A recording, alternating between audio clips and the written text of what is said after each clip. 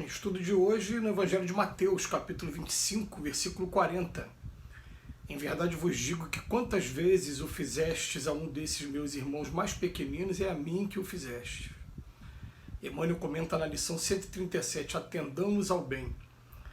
Não só pelas palavras que podem simbolizar folhas brilhantes sobre um tronco estéril, ou não só pelo ato de crer que, por vezes, não passa de êxtase inoperante, não só pelos títulos que em muitas ocasiões constituem possibilidades de acesso aos abusos, não só pelas afirmações da fé, porque em muitos casos as frases sonoras são gritos da alma vazia.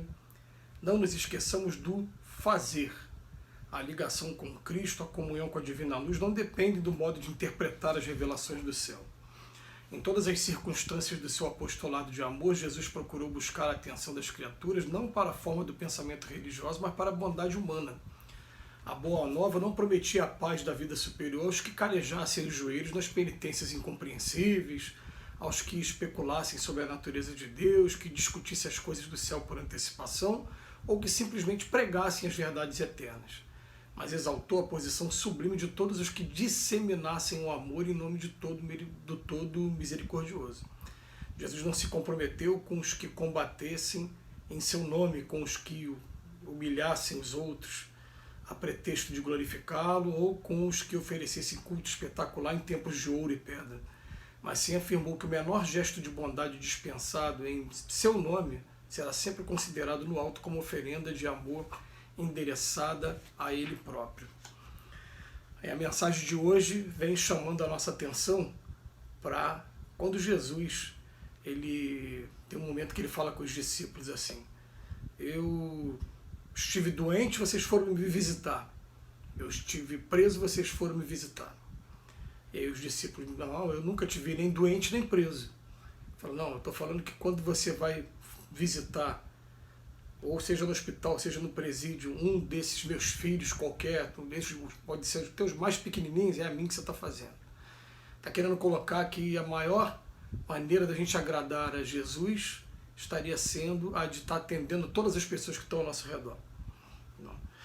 Então, nesse momento, Emmanuel aproveita esse texto escrito por Jesus, né, que foi dito por Jesus e escrito por Mateus. Ele vem chamar a nossa atenção para a importância do fazer. Não adianta a gente ficar somente nas palavras, nem na nossa crença, nem nos títulos e muito menos nas afirmações de fé. Vocês podem estar vendo, por exemplo, que eu fazendo esse estudo, como eu tenho feito diariamente, e que tem sido um estudo que tem sido muito útil, principalmente para mim, eu espero que seja para mais alguém, ele vem dizendo, ó, aqui eu estou usando palavras, interpretações, mas o que mais importa, na verdade, é o fazer. É sair daqui da cadeira, pegar tudo isso que a gente está aprendendo e colocar na prática com todas as pessoas que se relacionam comigo. Então, ele fala com a gente, ó, olha que coisa interessante, né? A ligação com Cristo, a comunhão com a divina luz, não depende de modo de interpretar, não. E é interessante que o Emmanuel está chamando a nossa atenção, porque somos muitos, né, aqueles que, quando a gente começa a se empolgar com o estudo do Evangelho, a gente quer divulgar, a gente quer mostrar para as pessoas que a gente entendeu, que a gente está interpretando de uma maneira assim, e até realmente essa interpretação, ela traz alguma modificação, sim, em nossas vidas, mesmo sabendo que o ser humano é lento e que tem muita coisa que, se pudesse acontecer logo de uma hora para outra, seria muito bom, mas depende da nossa vontade, e muitas das vezes a gente não tem a vontade firme naquilo que a gente quer. Todo mundo queria ser santo, mas ninguém está querendo modificar o seu comportamento a ponto de se tornar santo. Essa que é a verdade, né? Mas ele vem chamando a nossa atenção aqui, que para a gente conseguir chegar ao nosso objetivo, a gente tem que trabalhar. Aí eu vou começar a falar para vocês assim, por que a gente tem que trabalhar?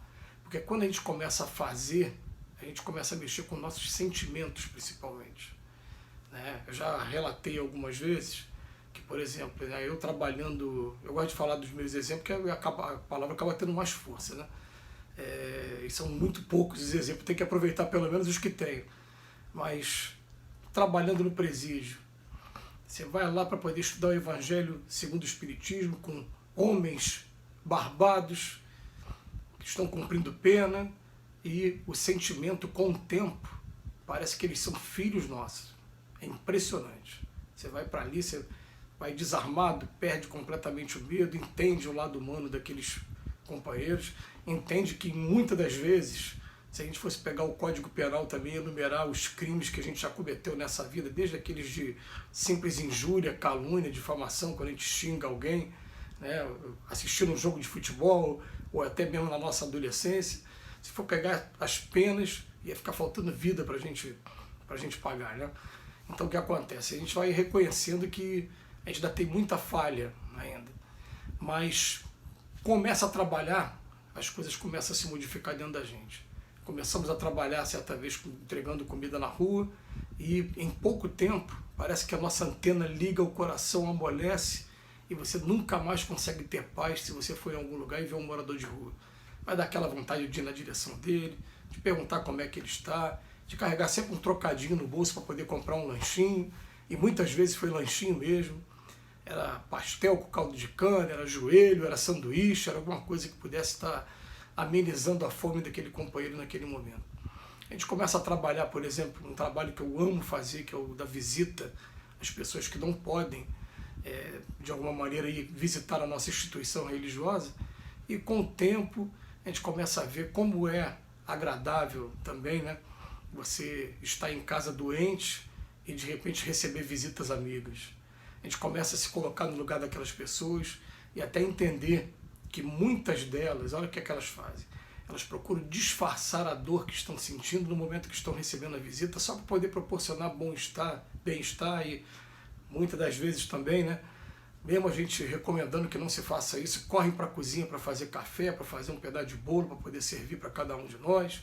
Enfim, são coisas que só quando você começa a trabalhar é que você começa a sentir a diferença.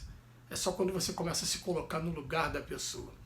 Quando a pessoa confia em você para trazer um problema e você simplesmente empresta o ouvido para ela.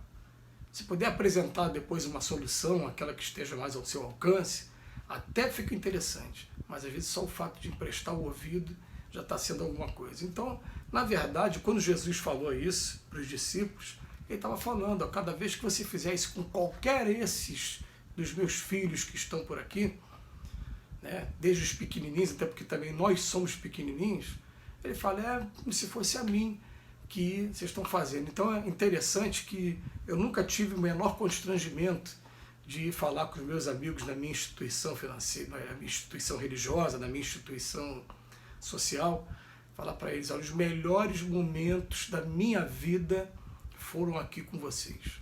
Foram aqui, tá entregando cesta básica, foi aqui entregando os presentes de final do ano para as crianças, correndo atrás de padrinhos, foi aqui assistindo aos trabalhos da obra social e colocando meus serviços também, né, à disposição. Quando a gente começa a colocar a nossa energia de maneira gratuita só pelo prazer de ver alguém bem, a gente começa a lembrar de mensagens como a que eu li recentemente no livro No Mundo Maior, que marcou os espíritos falando assim, que eles vão em regiões de sofrimentos muito profundos e que a maior alegria deles é simplesmente estar resgatando alguém, tirando alguém daquela região. Olha só que coisa bonita. Quando a gente estiver fazendo realmente a diferença na vida das pessoas, a gente vai ver que não existe pagamento melhor do que a alegria de você estar num caminho bom na direção do Mestre Maior. Então ele bota aqui, ele fala pra gente aqui, né, no final da lição, né, Jesus não se comprometeu com aqueles que combatem em seu nome, com os que humilhassem os outros e humilham os outros a pretexto de glorificá-lo. Quer dizer que a sua fé, a sua maneira de interpretação é melhor do que a todo mundo. Ele não se comprometeu com isso. Ou com os que lhe oferecesse culto espetacular, busca o verniz das palavras, utilizar os termos mais complicados do vernáculo, mostrar que domina o idioma português. Não tem nada a ver com isso. As melhores palestras que eu assisti foram de pessoas muito humildes, me veio uma aqui na cabeça agora que trabalha com moradores de rua, e os exemplos que ela traz são exemplos maravilhosos que sempre emocionam a gente. Lembrei de outro amigo também que trabalha há muitos anos com abrigo, inclusive trabalhando com crianças órfãs. A palestra dele, com todos os erros de concordância de português, são os que mais chamaram a atenção, porque ele estava falando da pessoa que faz, Que Jesus nos abençoe hoje e sempre.